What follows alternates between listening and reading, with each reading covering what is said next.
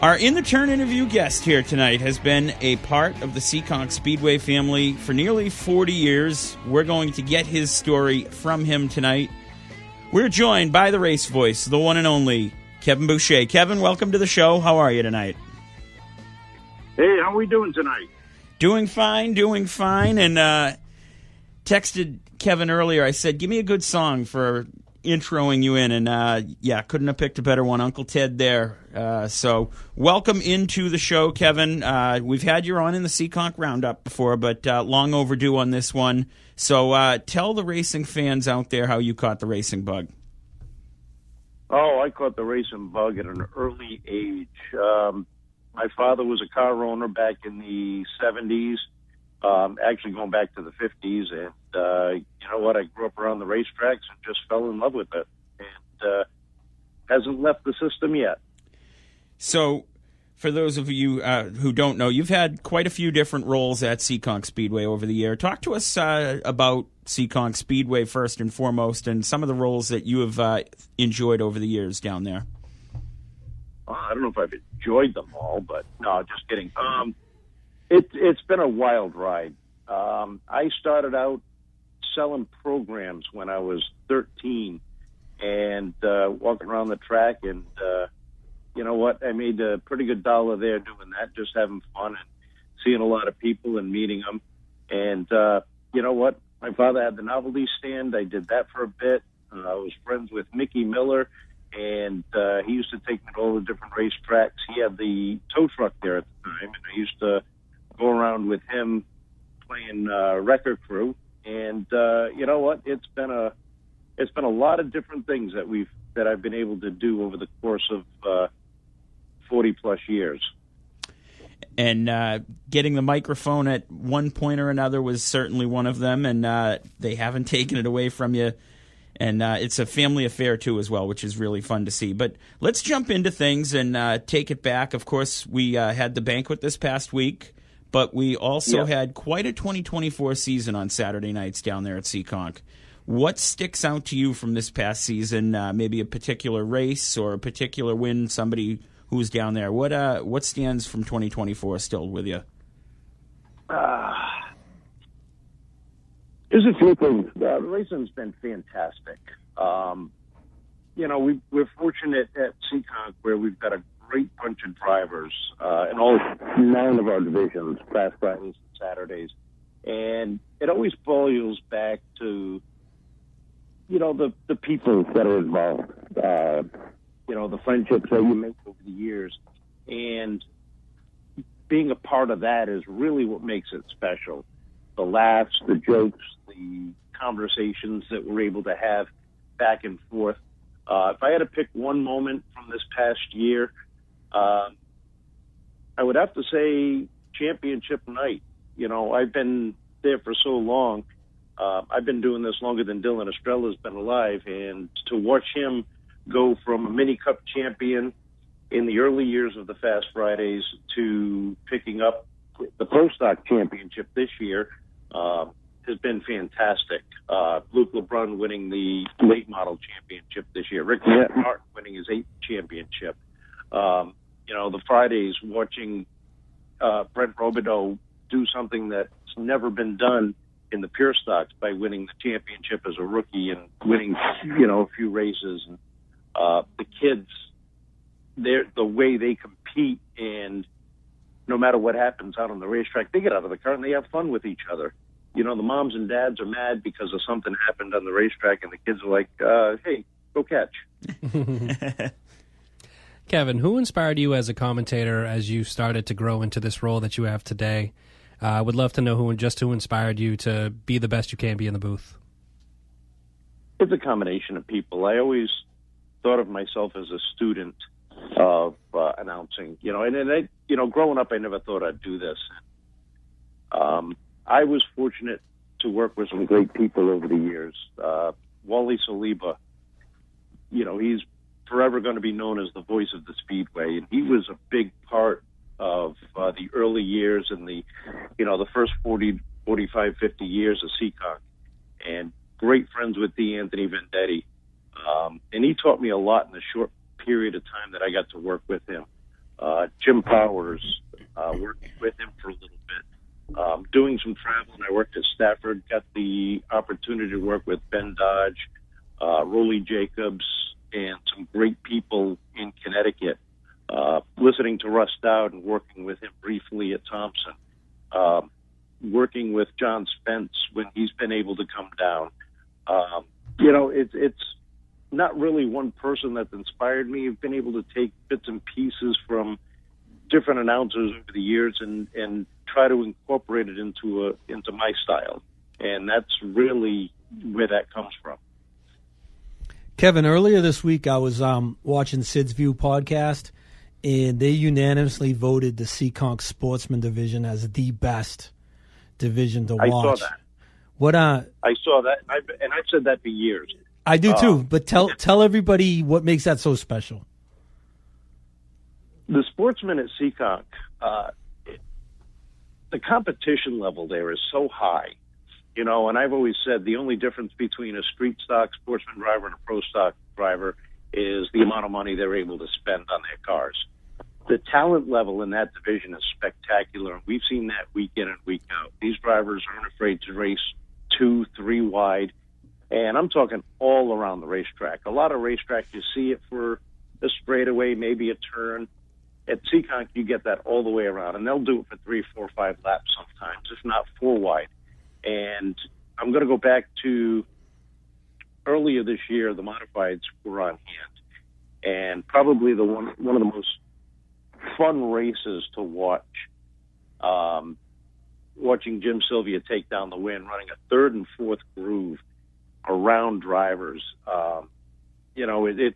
That's the type of action that we have been used to seeing for so long in that division that it's undescribable unless you're able to see it.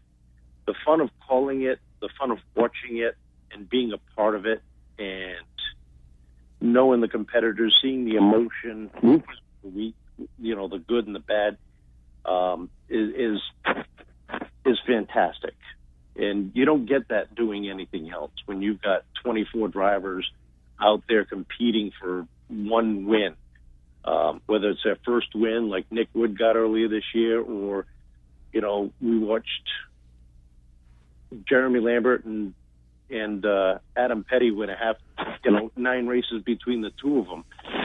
It's, their emotions are always at the top. Let's talk a little bit about the banquet from this past week and championship banquet. A lot of fun. For the listeners at home, what went into it for you this past week?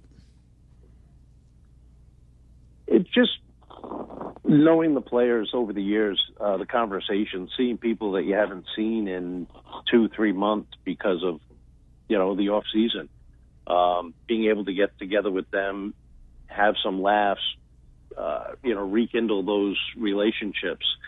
That's the biggest thing that goes into it for me. The format is the format. It's, they put it together. You sit down at a meeting and you go over it and you understand, what you're supposed to do. But when it comes down to it, it's enjoying the people that are there and just bench racing and busting chops. Couple of things that to touch back on from 2024 here. One of the memories that stands out this past year was Bugsy's final ride around the Speedway. Of course, a couple of weeks before that, we sang Happy Birthday. You had the crowd sing Happy Birthday to him before the race. What did those two moments and Bugsy mean to you over your career? I've known Bugsy all my life. I've been fortunate to be around him. And to be a part of those two moments was pretty special. Bugsy drove for my father back in '79, and being around him over the years, whether at Seekonk or different tracks you see him at, or when he comes down to just watch the races as he got older, different venues you see him. That relationship was not as close as a lot of people, but knowing that Bugsy knew who I was and had watched me grow up, when it became his birthday, I was fortunate enough to let's get everybody to sing Happy Birthday to him. His daughters, were heavily involved in that, getting everything set up.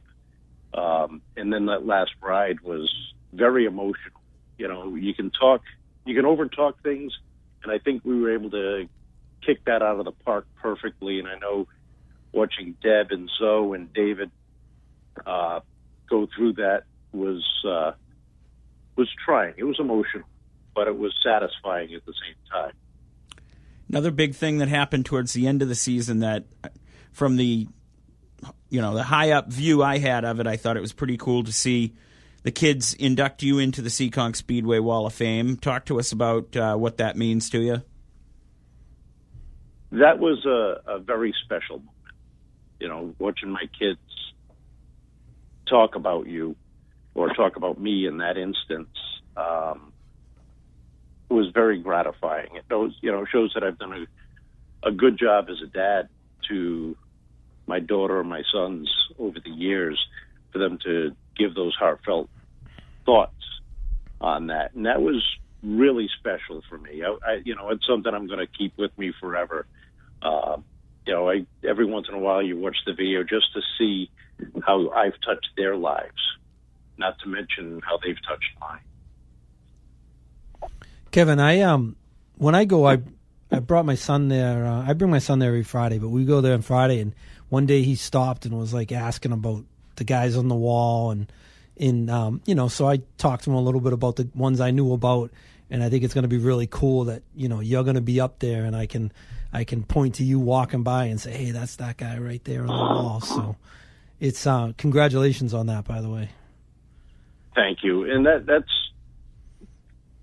you always want to be remembered for something you've done, something you've loved and enjoyed over the years. And to be on that wall with the men and women that are on there, they laid the foundation, and I'm glad to be a part of that bricklaying myself, to be up there with Anthony and Irene, and guys like Leo Clary and Bugsy Stevens, Ronnie Boucher, George Summers, now Rick Martin and Wally Saliber, all those guys that are up on the Wall of Fame. It's really special to me to know that I'll forever be a part of that place. You said, you said Bugsy drove for your dad in the 70s. Yeah. Was your dad a car owner, a crew chief, and was there any ever opportunity for you to be behind the wheel throughout the years? He was just a car owner. Started owning cars in the late 50s, early 60s, and didn't have much success until he got together with Bugsy in '79. Won his first two races, and then Bugsy decided to stay with the modifieds.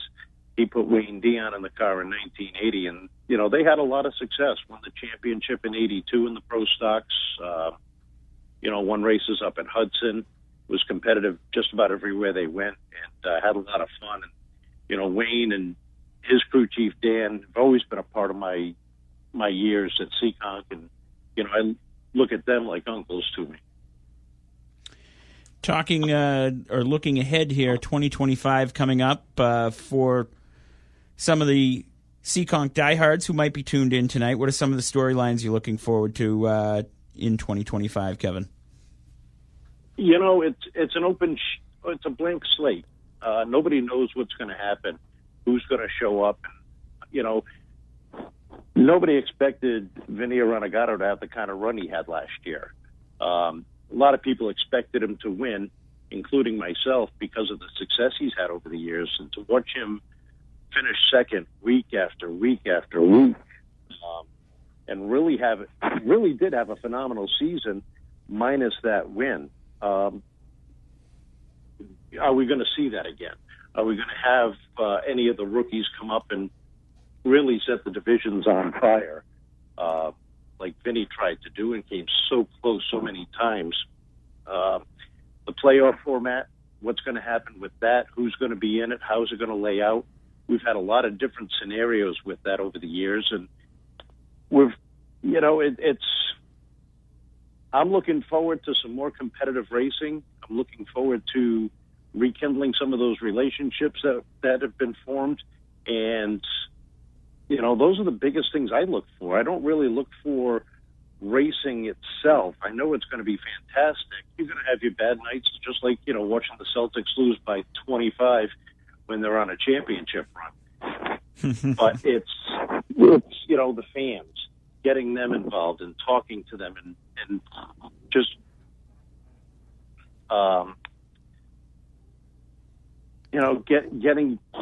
saying hello after a long winter. It's really fun to see their faces as you walk in, just like I do. Absolutely. Opening day it's like going to Fenway and seeing opening day, the green grass, and everything's new. You just have no idea what to expect. The colors of the cars, who's in what division, who's moving up, who stayed where they are, who's not there anymore. There's always some surprises there, and those are the things that I look for. And take it from there. May 4th, opening day down at Seekonk Speedway. Race voice Kevin Boucher joining us here tonight. Anything before we let you go, Kevin? Yeah, I want to thank everybody for being a part of it, coming down and watching the races, listening on Track Tune, watching the YouTube videos, just having fun with it. Don't be afraid to say hello. It's the best part of the job is the people, whether it's the fans, the competitors, the officials. It's all part of it, and that's what really makes it special. And, they've got a job fair coming up in March. If you're looking for a part-time job, something to do on a Friday or Saturday, come on down and join a great team. The people love the sport. They're great people, and you can be a part of something special. Absolutely. SeekonkSpeedway.com for all the details. Kevin, pleasure to have you. I'm sure we'll have you back on at some point here this spring to talk about everything going on down at the Action Track of the East. Always a pleasure. Absolutely. Appreciate you having me on. No problem. Kevin Boucher joining us here on Miles on Motorsports, presented by Chuck Renato Parts.